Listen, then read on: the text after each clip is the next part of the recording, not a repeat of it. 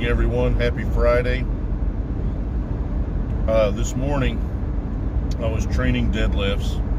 I am roughly 4 weeks out from leaving for South Africa for IPF Masters Worlds Equipped.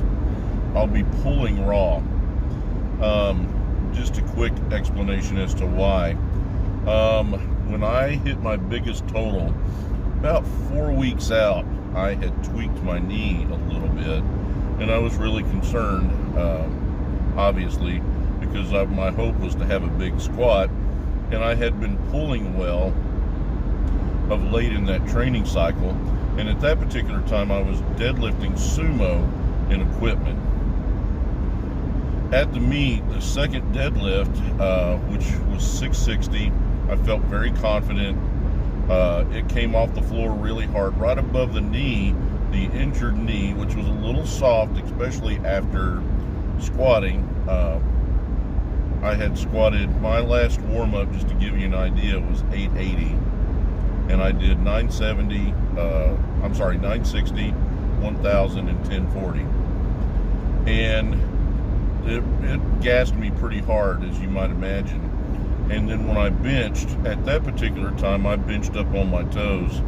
For a big old guy, I've got a fairly good arch. So it's, when you see bench videos of me, it's not me just being fat.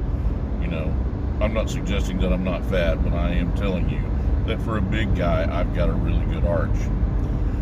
I benched 670, 700, and missed 720 right at the top.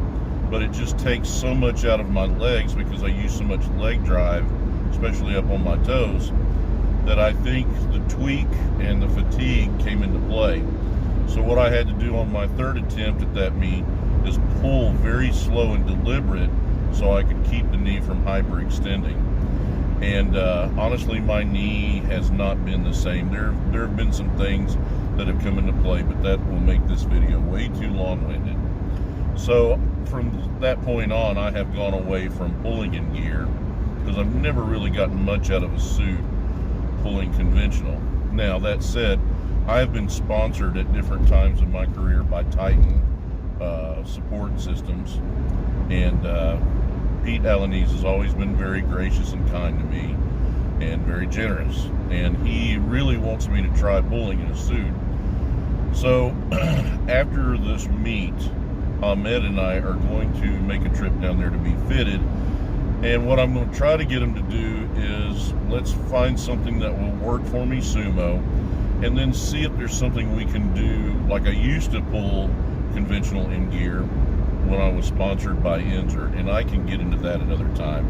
The gear talk is probably way too much. Anyway, so I'll be pulling raw at this meet, but the whole point of talking about the deadlift is kind of came from thinking about a post that Mel made, you know, about when we got to train when we don't really feel the greatest, and you know, sometimes you're not 100% technically brilliant, and you got to bring attitude and you got to bring grit. You know, that's a word I use a lot with the lifters in the gym, you know, is grit, being aggressive. It's something that I talk to Mel about a lot. You know, and there's a fine line in being aggressive and then maybe becoming reckless or not focused. And so it is definitely a skill set, and it's definitely something that you have to learn and earn. So today, I've been pulling my opener basically each week. I feel really comfortable with it. 250 kilos, 551.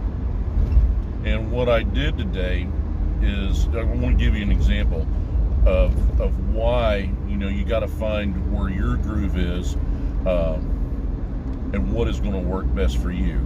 And really what that comes down to is some trial and error, and then be ready and willing to make adjustments as you go. You might go up a weight class, you might go down one, body composition changes, you know, and that happens, you know, you stay in this game long enough, it's going to happen.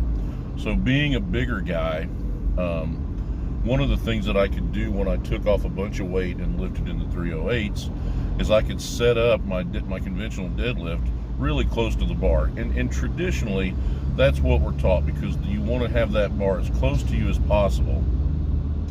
Well, I have short arms and a longer, torso, and then I have a short inseam. I'm over 6 feet tall, but I have a 32-inch inseam. So you can see, that my height is through the trunk and torso, but I don't have very long arms. I wear a 35-36 shirt if they actually, made shirts for guys with traps. But again, that's another conversation. So what I have to do is, because I'm a bigger guy, because what happens is if I sit up really close to the bar, when I pull myself into position and load, I'll push the bar away from me. And that creates some momentum going forward. By nature of the bar being in front of you, we always have to overcome inertia pulling, but we also have to overcome allowing that weight pulling you on your toes and pulling you forward. So I set up about a foot away and I grab the bar, and as I load, I'm pulling that bar into me. So when I'm in the pocket where I want to start, I have the bar where it needs to, and the momentum is coming to me. Because with the deadlift, it's not enough to pull up. You've got to pull up and back. And as soon as it breaks, you want to start driving, open that groin up and drive the hips through as you pull back. Now, we can talk about other aspects of deadlift technique, but the thing is that traditionally we are taught to have that bar, be right on top of that bar, and I disagree. And what I will tell lifters, even small lifters, is give yourself enough room so wherever your starting point is, and everybody's is different. And again, that we can have a complete conversation about setup and how, what your technique is. Form, style, and technique. We want to be as technically sound. And where I got that from is a friend of mine, Ricky Dale Crane, multi-time world champion, IPF world champion. I want to say he was a 165, and this guy pulled, I want to say he pulled in the 7s. I don't know off the top of my head, but Ricky's a good buddy of mine and a great lifter, and someone you should Google him and YouTube some of his videos. Just a great lifter. The whole family, his dad. I actually own his dad's Oki deadlift bar. Rick sold it to me, so after he passed. So, but that whole family is very good lifters. So check him out. Anyway, he always uses the phrase form, style, and technique. We want to be as technically sound as possible, but everybody has their own style, and that's how you create your form. So using those three things, find what is going to work best for you, because what is good for me may not be good for someone else. We obviously want to keep our shoulders square, our head fairly neutral, our spine straight. We want to create tension as we load to get ready to pull, and then pull with a good bar path. But all of that means nothing if our start position is poor, because of some sort of technical thing or traditional thing. Just because this is the way people have always done something, or the way that you always have done it, is not necessarily a good reason to continue doing it. And again, for all the reasons that I've already listed, you may have gone up a weight class, you may have gone down, you may have gear on, you may not be wearing a belt, and as an example, Jennifer Milliken at the gym has lifted pretty much most of the time, except for the last year or so. She's moved up to 63 from 57.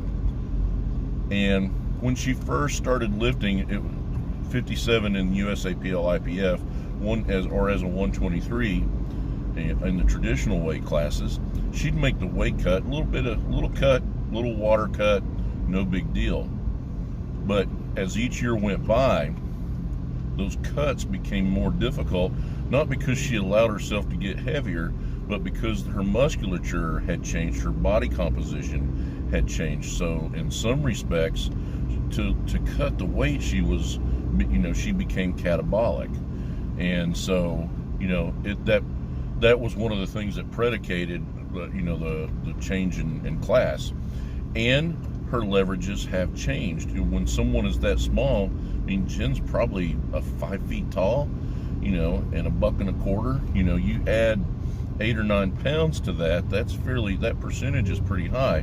Where, like, if I lost 10 pounds, you would think I got a haircut or something. So anyway, you see what I'm saying there. So it's going to be different for everybody, and that's why I'm encouraging you, especially if you're in the beginning, even as an intermediate lifter, if you're having trouble, look at your positioning, and tradition be damned.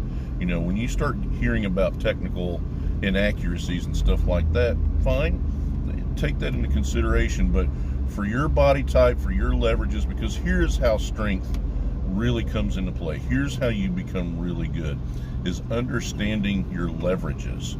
You know, arm length, shoulder width, size, belly, butt, all those things make a huge impact, and you learn how to create your leverage, you know.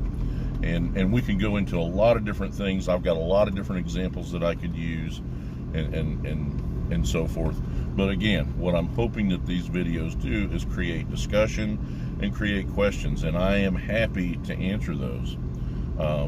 And who knows what we learn and who we learn it from. So anyway, happy Friday, everybody, and I hope you have a great weekend. Be safe.